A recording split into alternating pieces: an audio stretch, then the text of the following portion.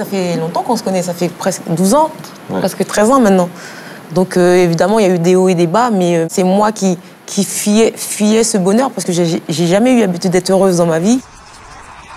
Lady Lesty, une histoire incroyable aussi, Lady Lesty, puisque vous, il a fallu que vous frôliez vraiment la mort pour que vous sachiez que Sébastien, qui est à vos côtés, qui est votre manager et aujourd'hui votre mari, était l'homme de votre vie.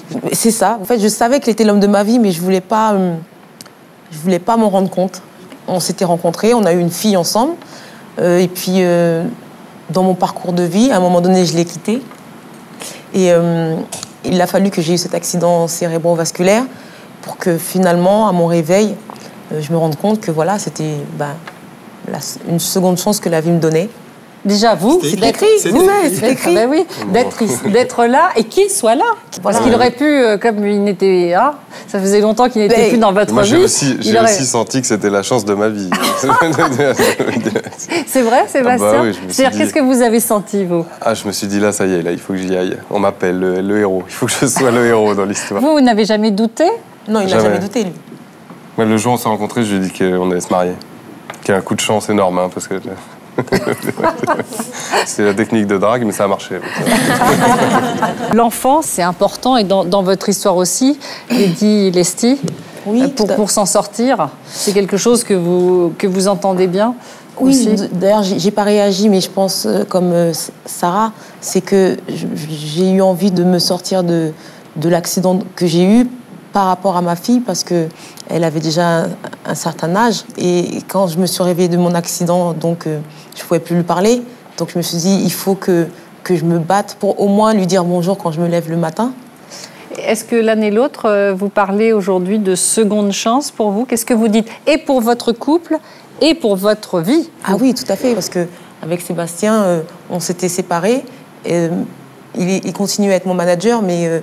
sentimentalement, on n'était plus ensemble. C'était moi qui avais des problèmes personnels et donc je repoussais le bonheur que Seb voulait m'apporter et je me rendais pas compte que je le repoussais. En fait, elle me disait, je sais que je pourrais pas te faire de bien, donc je préfère partir. Ouais. Je préfère partir plutôt que te faire du mal. Évidemment, c'était ce qui me faisait le plus de mal possible. Mais enfin, comme toujours dans les histoires d'amour. Et elle me disait, je préfère partir plutôt que de faire du mal, même si je sais que c'est toi qui me rendras heureuse. Enfin, c'était très paradoxal. Et puis surtout pour moi, qui suis plutôt un accrocheur, c'était évidemment le truc pour me dire, ouais, bah reste. Plus le travail ensemble pour compliquer le tout et tout, c'était assez... ouais. Enfin, en tout cas, aujourd'hui, vous êtes mariés. Oui. Vous venez de sortir un nouvel album qui s'appelle, alors ça, c'est normal, hein, Second Souffle. Ben oui. On vous a laissé Seconde Chance, mais on avait pris Second Souffle. Ben oui, Second Souffle, voilà, Lady Lesty. Finalement, vous racontez un peu toute cette histoire, cette bagarre. Vous ne chantez pas, donc vous rappez. Je rappe, voilà. Et vous racontez tout ce long combat. Alors, vous n'avez toujours pas récupéré confiance en vous, Lady Lesty? C'est pour ça que j'ai écrit le morceau que vous avez vu tout à l'heure. Parle-moi, c'est que effectivement j'ai des doutes et j'ai jamais eu vraiment confiance en moi, mais après cet accident, c'est encore pire qu'avant, quoi. J'ai noté d'ailleurs 3 phrases qui montrent bien comment il a fallu tout réapprendre. Vous dites « Je repars de zéro comme un gosse qui apprend les mots. Je dois reconnecter ma parole à mon cerveau. Imagine le topo. » C'est vrai, quand il n'y a plus rien, il faut... En fait, il faut tout réinscrire. Tout, voilà. Non, mais c'était impressionnant. Hein. Elle disait « Bonne aventure » au lieu de dire « Bonjour ». Sa copine qui s'appelle Aïssatou, elle l'appelait McDonald. Ah oui, on peut en rire aujourd'hui. C'est nos blagues aujourd'hui. Voilà, on en rigole, parce que... De toute façon, à chaque bêtise que je faisais, on me disait non, ça c'est pas. Donc j'en rigolais. Vous en rendiez compte? On s'en rend compte? Non, je m'en rendais pas compte. J'avais l'impression que je parlais comme je suis en train de parler là, mais. C'est ce qui était drôle, parce qu'elle avait l'aplomb de la phrase et puis c'était plus complètement à côté, donc c'était assez.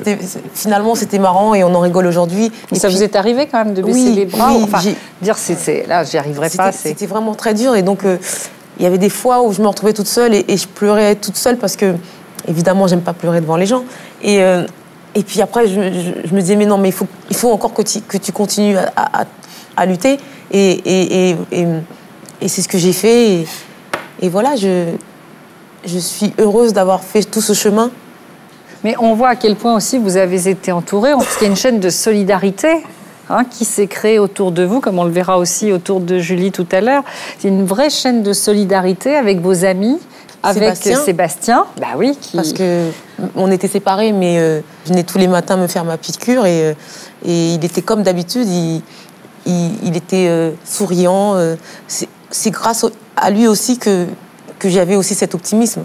Ben oui. Et ce qui était assez incroyable, c'est que, en fait, Aline, quand elle était la première semaine, là, elle était en réanimation à l'hôpital et donc elle parlait pas et elle avait la moitié du corps paralysé. Et ce qui était absolument fabuleux, enfin moi je trouvais à l'époque, c'est que elle souriait par les yeux. Elle pouvait pas sourire donc de la bouche et tout, et ses yeux souriaient dès qu'elle regardait tout le monde. Et ça, je crois que ça a motivé vraiment tous les gens qui venaient la voir et tout le monde s'est dit, elle en veut trop, parce qu'au début les médecins nous disaient on sait pas.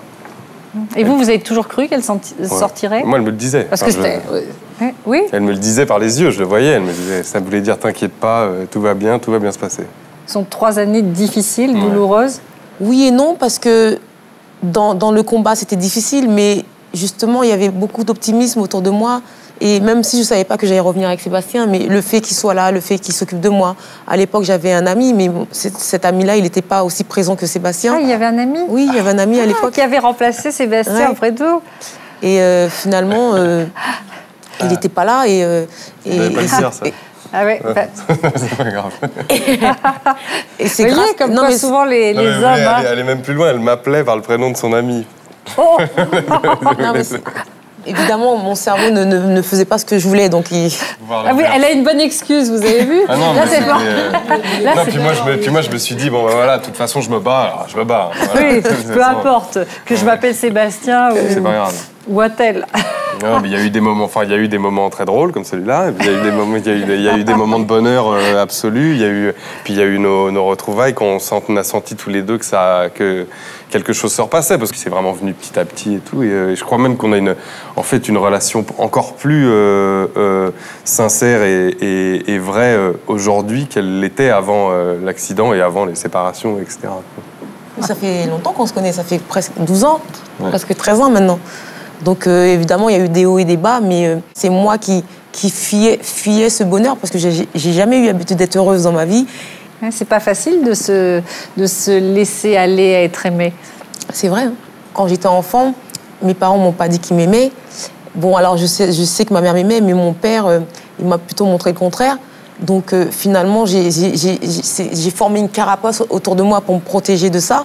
Et du coup, je ne savais pas le laisser m'aimer, en fait. Ouais. Est-ce que vous pensez que vous avez sorti par cet accident cérébral un trop-plein d'émotions difficiles, cette enfance difficile, la mort de votre frère quand même assassiné en 1999 Ça, c'est pas rien. Votre frère Rudy, qui était très proche de vous, vous en avez d'ailleurs fait une chanson, où vous dites non, ça n'a rien à voir. Moi, je me dis que cet accident, c'est un mal pour un bien, parce que, effectivement, j'ai eu cet accident, mais je ne le ressens pas comme quelque chose de négatif. Je regarde tout ce que ça m'a apporté après et ce que je suis devenue après cet accident, justement.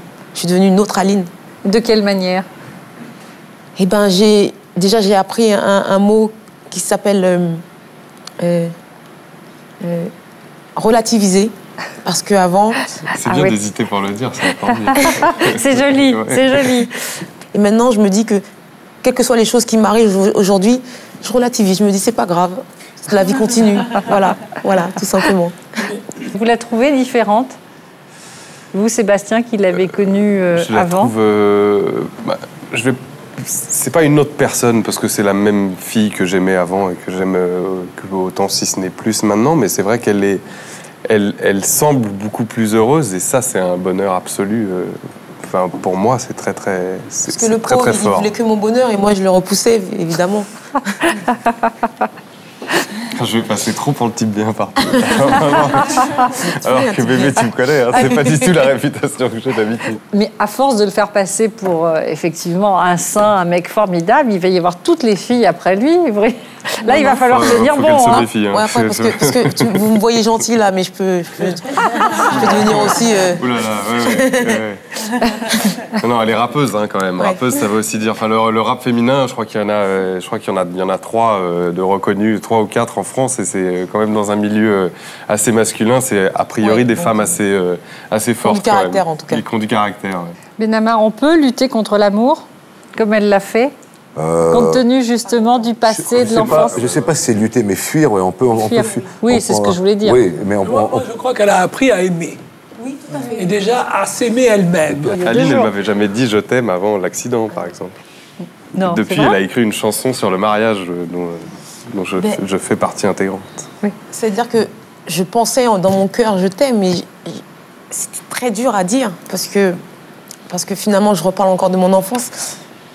On m'a jamais dit je t'aime, que ce soit ma mère, mon père, mes oncles, mes proches, ils m'ont jamais dit ce mot-là. Et du coup, pour moi, je pouvais pas le dire.